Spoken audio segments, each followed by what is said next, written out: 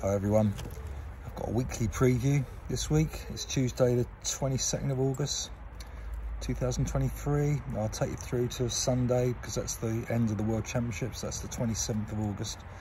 World Championships in Budapest, Hungary end there.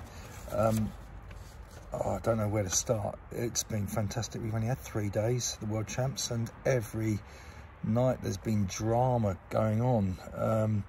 You know, day one we had both the mixed 4x4 where Femke Bol fell just a few metres from the line and dropped the baton and lost the race to the Americans, with the Brits coming through for second. We also had Sifan Hassan similarly falling in the 10,000 metres as she battled to the line with Tsegay in the women's 10,000. Day two we then had the drama of the women's heptathlon and Katarina Johnson-Thompson winning the gold medal against expectations really. And then we had the men's 100 metres, always drama there. Men's 1500 semi-finals, and you know, people like Neil Gurley scraping through to the final, and the men's 10,000, which was a carve up over the last couple of laps. I think they ran 60 and 53 for the last 2 laps, with Cheptegei coming out on top. Then we had last night the women's 100 metres final, where I suppose after the semis it was a shock to see Sha'Carri Richardson win. Don't know what to think about that. I'd love to think she was genuinely clean and everything else, and yeah, a great personality to have in the sport, but associations with a coach who's been involved in drug taking isn't great. There's always those doubts when somebody like that wins. Then we had, perhaps even better, was the men's discus final, which went to the final couple of throws of the competition, with Stahl from Sweden snatching it with his very last throw of the event. I had a quick look back at my predictions last week. It just shows how unpredictable our sport is. I mean, I did get Tsegay to win the women's 10,000. I did have her son second, and she would have been first or second if she hadn't fallen. Gaudet in third, who didn't finish in the medals. Men's 10,000, I had Kiplimo to win, but he didn't run. But I had Cheptegei, Arigari and Barega all up there, so not too bad on that one. Women's 1500, we haven't had the final yet, but Mashesha from Ethiopia didn't make the final. I had a silver behind Kipyegon with Halom. Men's 1500, similarly, I had Katir down to make the medals, but he didn't. He's not in the final.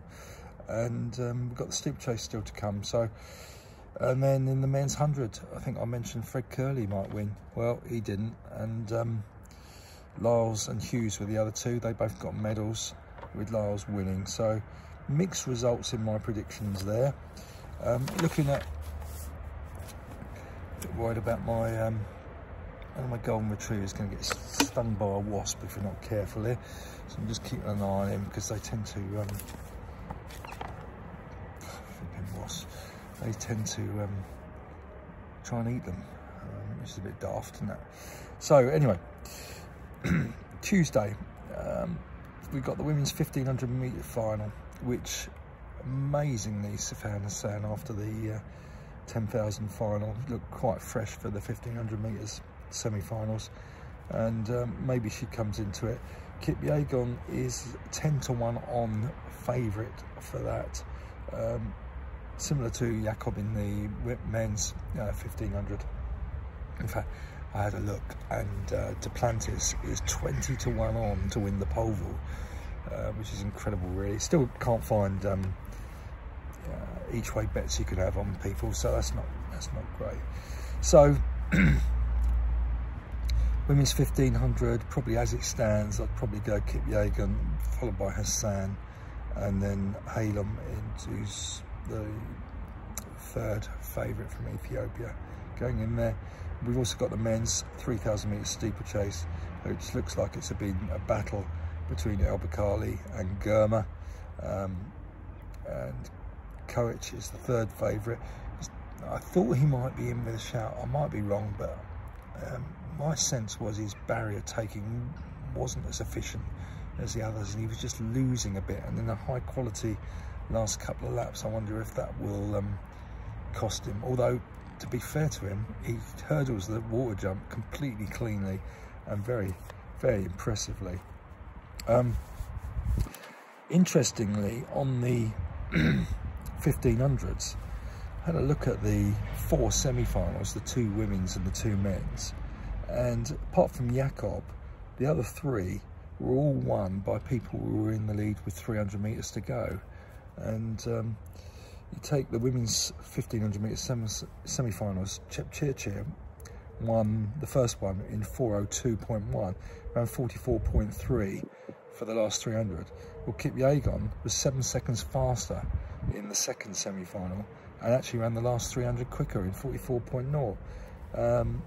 So you can read that either way, really, that the second semi-final had the faster times and they're the better athletes, but they could be the ones that took more out of them. Don't know, we shall see. On the men's side, Nuguse won the first semi-final in 3:32.69 with a 40 dead last 300, and the only one who came through there was Laros, who came from 7th to 3rd in that last 300. He's only 18. He set a Dutch record, and you'd think it'd be in a shout, but this is a tall order for an 18-year-old to come in for the 3rd round like this and do well. Jakob ran a couple of seconds slower in the second heat, went from 8th to 1st. He ran 38.2 for his last 300, so almost 2 seconds quicker than Nuguse, and Kerr ran 39.5, half a second quicker than Nuguse. I wonder if that tells you too much, except that with 300 to go is really important where you finish. Then after Wednesday, which is tomorrow, we've got no distance finals on Thursday and Friday. There is action, of course. And then Saturday we've got the men's 800 final, where Brits have Max Bergin, Dan Rowden and Ben Patterson in it. I mean, the men's 800, I've had a look at this, and it's really hugely wide open. I thought I was doing some good research here, and I thought that Wycliffe Kimmimau might be in with a shout, or yeah, he's the fastest this year, 1:43.22, won the Commonwealth Games, and he was 8th in last year's final, but he's not actually in it. So you then look at Wang Yongni, who's the 5-2 favourite, and he's been winning, but he was only 8th in Monaco. He ran 1:43.27 in Paris, so he's right up there. Emmanuel Carrère, last year's winners, seems to be off form consistently. Arup from Canada, he's second and third, so he won his last race, which was in Canada. The one I'm tending to go towards is Jamal Sajati from Algeria, who was second last year, so he can go through the rounds, and he's run pretty quick this year and been very competitive, for example in Monaco, etc. So yeah, really difficult one, the men's 800. I'd love to think that Patterson or Rowden or Bergin can go in there. Love to think that Bergin could perform, but big ask for a front runner who hasn't had great success on the international circuit yet, or certainly in championships, to do well. But it would be lovely if he turned the tables and managed to do it. The women's 5,000 metre heats are on Wednesday, with the final on Saturday. I'm looking at Kipyegon, Hassan and Tsegay in that. That should be a potential cracker. I'd like to see somebody mix it up.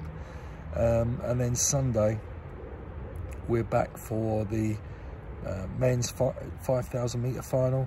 Cheptegei against Jakob Ingebrigtsen, with Aragari, etc. thrown in there. That could be an absolute scorcher.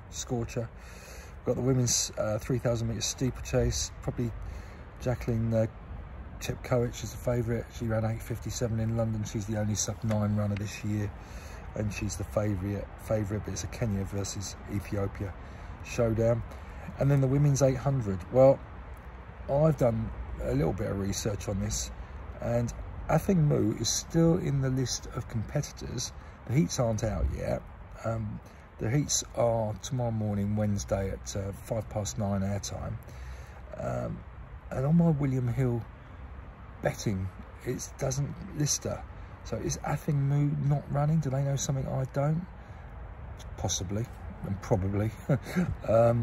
So then it comes down to really Keely Hodgkinson against Mary Moora from Kenya. And Moora beat her not only in the Commonwealth Games last year, but beat her in Lausanne earlier in the season.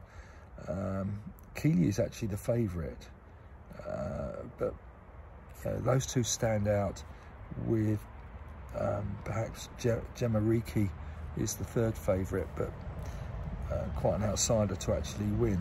So I'd probably go Moora and Hodgkinson, and then Reekie maybe snatch a medal at the end. But again, these events are fascinating for many different reasons, but yeah, should be good. Then other than the World Champs going on, we've got a British Milers Club Gold Standard meeting at Watford on Wednesday. Matt Stonia goes in the 800, having run 1:45 at Trafford a week or so ago. We've got cricket women's 800 with Phoebe Gill, youngster who ran 2:02 recently. Sarah McDonald, Kai Malanga, who's a fraction outside 2 minutes, and Jenny Selman in there. We've got a good 1500 metres that includes Tom Mortimer, James West, Tom Keane, James McMurray and the like. There's only one 1500, men's 1500. So there is a live stream with Trackstar, that is Track STAR on YouTube. So look out for that if you want to watch that and mix it up with the World Champs. So yeah, BMC Watford Wednesday night and World Championships this week. Hope you enjoy it all.